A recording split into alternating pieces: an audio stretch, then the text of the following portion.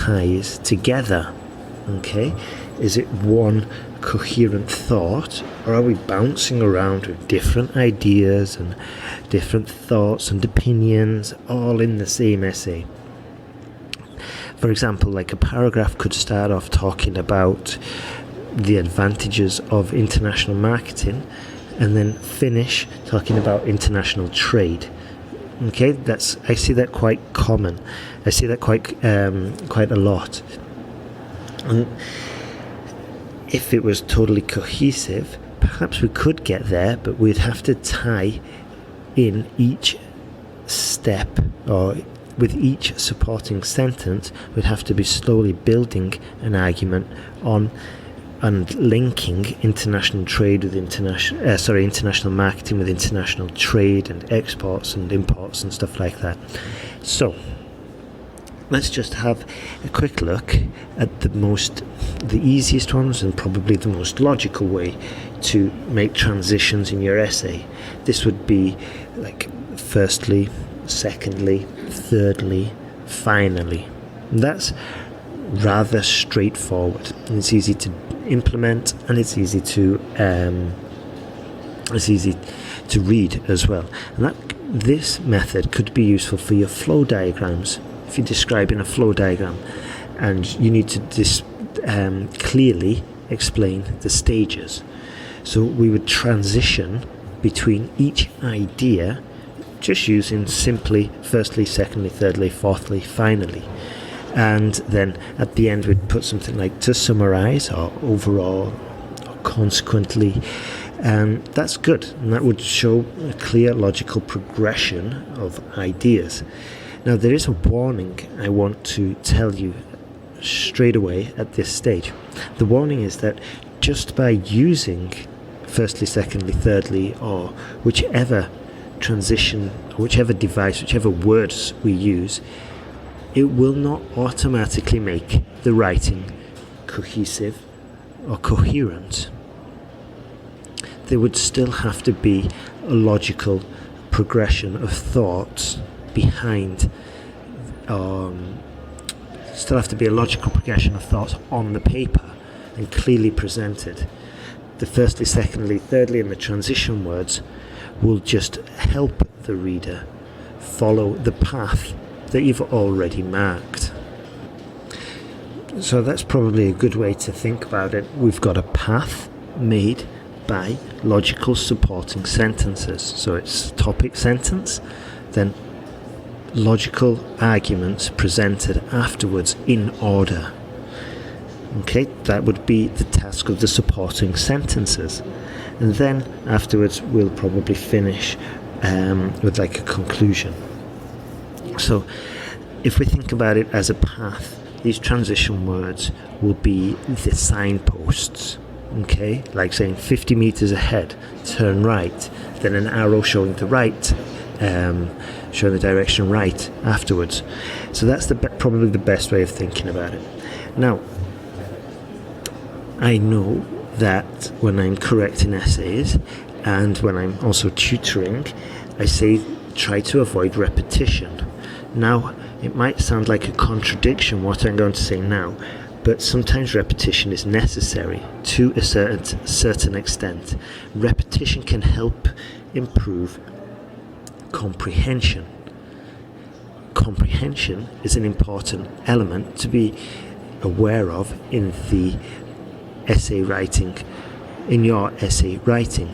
Essay writing is a tricky task, but easier with transition words. Now, if you want to go back and listen to that again, you could hear me repeating key concepts from each sentence and then starting the next sentence with what I left the last sentence with. And I did that on purpose just to show you how it was much clearer if I just kept on repeating the same concept and then repeating the same word and then taking it to the next point, or the next logical point. So a better way to do this, especially when we're writing, would be to use synonyms. Okay? And so, for example, we're saying pollution is a serious issue nowadays, and it has grown in importance over the past few decades. One of the reasons for the rise in contaminated air, poor water quality, and endangered species is largely because of industrialization. Okay, and then you can see in the first instance I talked about pollution, and in the second one I was talking about types of pollution, just so I didn't have to say pollution again.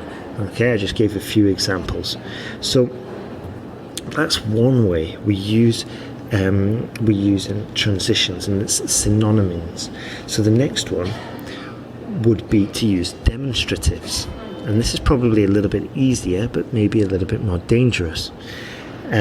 So what's a demonstrative? Well, it's basically words like this, those, or or them, or as mentioned previously, these issues. Okay, and they demonstrate what we were, the object or the name or the noun that we were referring to previously. Okay, so let me give you an example. So imagine we're talking about the IMF, okay, and we've said a sentence about the IMF, perhaps in the topic sentence, and then we're continuing to write about the IMF in our supporting sentences.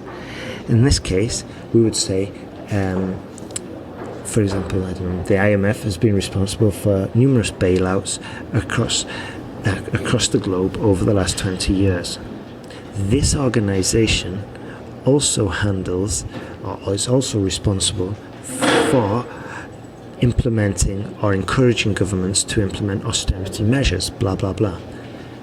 But I'm saying this organization. I don't want to be continually using IMF. Okay? Now, here's another tip. Make sure that it's clear.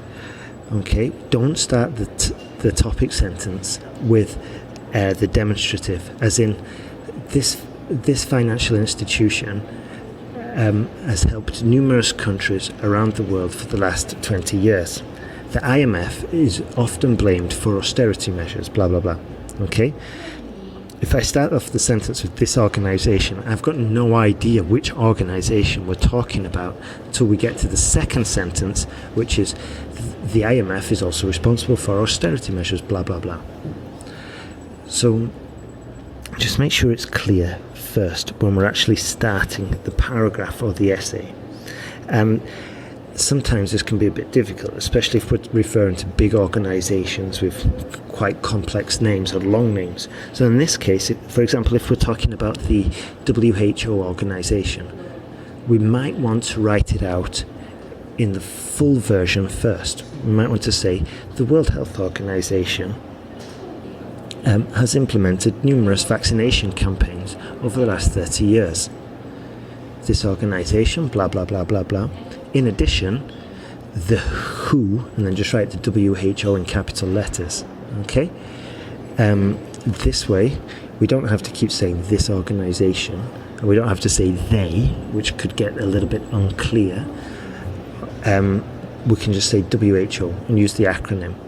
If we do this, after we've written out the full version, World Health Organization, we put brackets, WHO, close brackets, and then for the duration of the essay, for the rest of the essay, we can just refer to it as the WHO. Okay? And because we mentioned it previously, the examiner knows we're going to be talking about the WHO, the World Health Organization. So, the next part I want to talk about would be to give you examples of some of the transition sentences. Okay, but before we go onto this, as I've been saying, this is really a key part for your supporting sentences. And if you've got a solid essay structure, then you'll know that each sentence has a certain task to do, and all you have to do is drop your information into this solid essay structure. And if you're looking for a solid essay structure, like in easy step-by-step way to write your essays, you can just look at sentenceguide.com, and there it's just marked out in one chapter the instructions on how to write each single sentence, and it all ties in together so you can get really strong, coherent ideas to help you organize your thoughts into a logical, cohesive, coherent, strong argument to help you score better. So anyway, as I was saying, the examples of some transition sentences.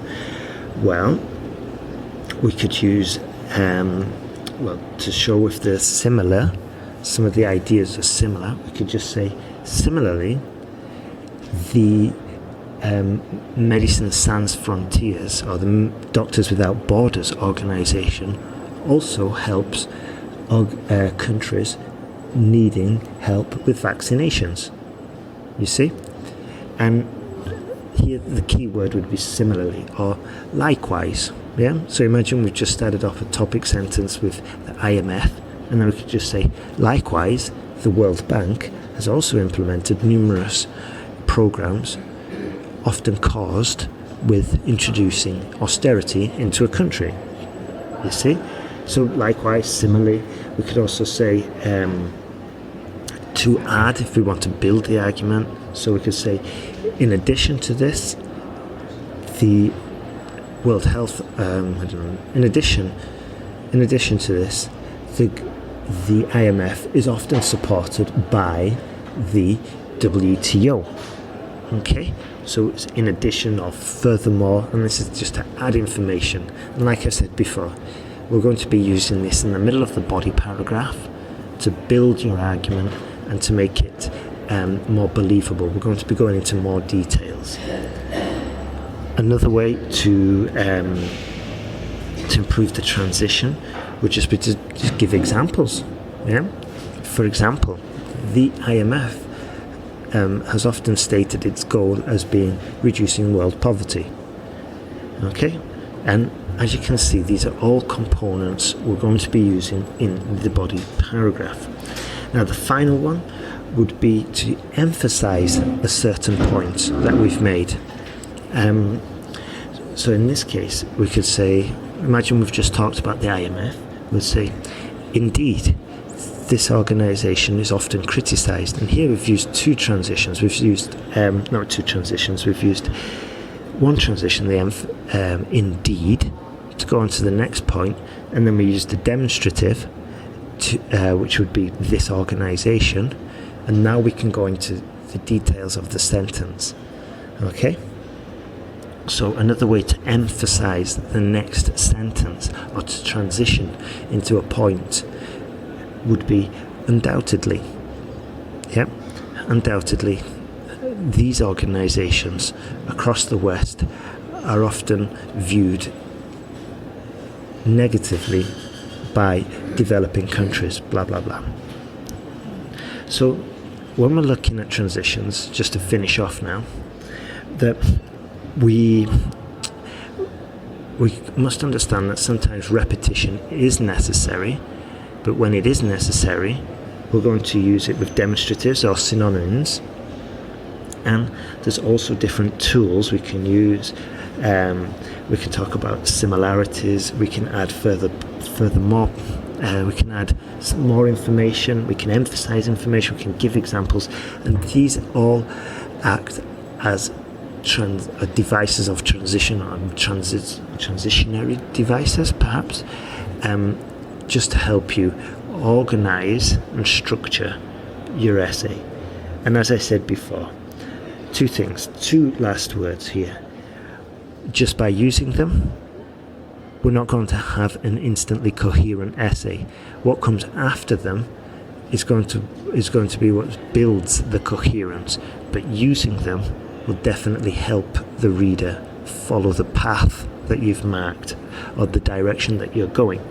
And the final thing is that these are not difficult to use, but if you are having difficulty building coherent paragraphs, then you might want to have a look at sentenceguide.com, because we're going to it in a little bit more detail, and I just give you basically a set format to follow. It's just a little bit easier. Right. that's the end of this podcast. If you enjoyed it, have a look at IELTSPodcast.com. You can sign up to the email list, get lots of information there, get some special offers for essay corrections, help you improve, get some feedback. You can also go to sentenceguide.com, online IELTS course there, or you can get your essays checked at IELTSwritingtask.net. Whatever you do something. Get a move on, get working, and you will get there in the end. Alright, and it's Ben Worthington. One last thought. If you enjoyed the podcast, have a look at iTunes, go over there, leave a review. That would be fantastic. I'd really appreciate that. Help me a lot. And yeah, all the best with your IELTS preparation. Have a good day.